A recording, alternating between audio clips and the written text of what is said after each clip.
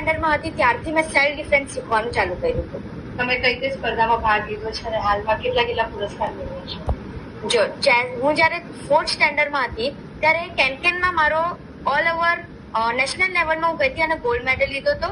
અને અમારી સ્કૂલની સૌથી યંગેસ્ટ ગર્લ હતી કારણ કે હું ત્યારે 4th સ્ટેન્ડર્ડમાં જ હતી. પછી મેં ટાઇકવોન્ડોમાં પણ ઘણા બધા ગોલ્ડ અને સિલ્વર મેડલ લીધેલા છે અને કરાટેમાં પણ મારા ઘણા બધા ગોલ્ડ અને સિલ્વર મેડલ છે.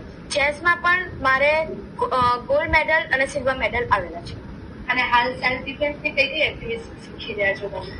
હાલ મને અત્યારે રાઇફલ આવડે છે, કરાટે, ટાઇકવોન્ડો, યષ્ટી, તલવાર, દંડ અને ઘણી જાતની સેલ્ફ ડિફેન્સની તકનીકો આવડી રહી છે.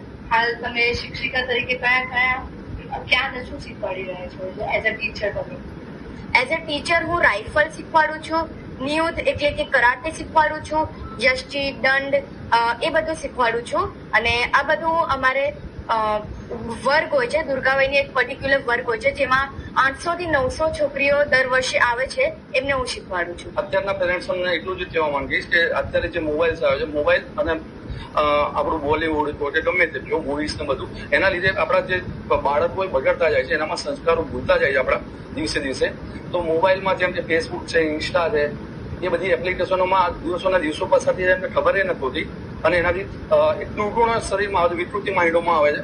બરાબર, તો એ વિકૃતિથી દૂર રહેવા માટે તમે આપણા જે સંસ્કૃતિ છે એને ફોલો કરો. સવારે ઉઠીને ફ્રેશ થઈ જાઓ, ફ્રેશ થઈને પૂજા કરો, થોડી એક્સરસાઇઝ કરો, ભણવામાં ધ્યાન રાખો અને આપણા સંસ્કૃતિ વિશેના જે આપણા વિરલાઓ થઈ ગયા છે આપણા પાછળના, એના વિશે નોલેજ લો. આ બધી વસ્તુનું નોલેજ લઈને લો, જેથી આ જે કહેવાય કે નોન પ્રોડક્ટિવ વસ્તુ છે એની જગ્યાએ પ્રોડક્ટિવ વસ્તુમાં એ આગળ વધે અને એના વિચારો પણ શુદ્ધ થાય અને જેથી એ આગળ જઈને ક્યાંક કોઈ એવી જગ્યાએ ફસાઈ જાય તો એનું ડિસિઝન એના પોતાના રીતે લઈ શકે.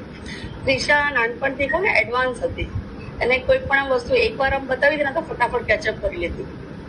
જયારે થોડીક ફર્સ્ટ સેકન્ડમાં આવી ત્યારે એને આમ સ્કૂલમાં જયારે એક્ટિવિટીમાં એને કરાટે લીધું ત્યારે એ ઘરે પણ પ્રેક્ટિસ કરતી. એ જોઈને મને મારા હસબન્ડને લાગ્યું કે કેટલું ફાઇન કરાટે કરે છે, કારણ કે આપણે એક્સ્ટ્રા એકેડમીમાં મૂકીએ તે આગળ વધારે સ્કોપ એનો થઈ શકે છે. પછી અમે થોડીક મોટી થઈ તો ધીમે ધીમે અમે કરાટે ક્લાસમાં મૂકી. ત્યાં થોડા સ્ટાર્ટિંગમાં પ્રોબ્લેમ તો આવ્યા, ઘણી વાર ઇન્જર બી થયું, એને પગ સોજી જતું, હાથમાં વાગી જતું, ક્યારેક ક્યાંથી થાકી મમ્મી મારે નથી જવું, પણ અમે થોડું નાની હતી થોડું સમજાવીને એને મોકલતા, ના બેટા તું જા, મટી જશે. ધીમે ધીમે એને પણ ખૂબ ગમવા માંડ્યું. સ્ટ્રેચિંગ પણ એની ફૂલ સ્ટ્રેચિંગ ખુલે છે. ધીમે ધીમે એટલી એક્ટિવ થઈ ગઈ કે બહાર આઉટ ઓફ અમદાવાદ બધી ઘણી બધી ટુર્નામેન્ટ કરી. એને ગોલ્ડ મેડલ, સિલ્વર, બ્રોન્ઝ, ઘણા બધા મેડલ્સ, એવોર્ડ્સ, સર્ટિફિકેટ્સ ઘણા મળ્યા છે. કે અમારી દીકરી આટલી આગળ આવે તમારે એને ફૂલ સપોર્ટ કરવો જોઈએ. અને આજે પણ અમે તૈયાર છીએ દિશાને જે પણ આજે એને એસ્ટ્રોનોટનું જે એને નોલેજ છે, એસએસમાં તમે જો એસ્ટ્રોનોટ એટલું ફાઇન રીતે સ્કૂલમાં પણ પરફોર્મ કરે છે ને કે અત્યારે 10thમાં એને બીજી સ્કૂલમાં ક્વિઝ કોમ્પિટિશન હતું, એમાં પણ એને બહુ ફાઇન પરફોર્મ કર્યું હતું. એટલે જે પણ વસ્તુમાં ઇન્ટરેસ્ટ છે અમે સપોર્ટ આપવા માટે તૈયાર છે.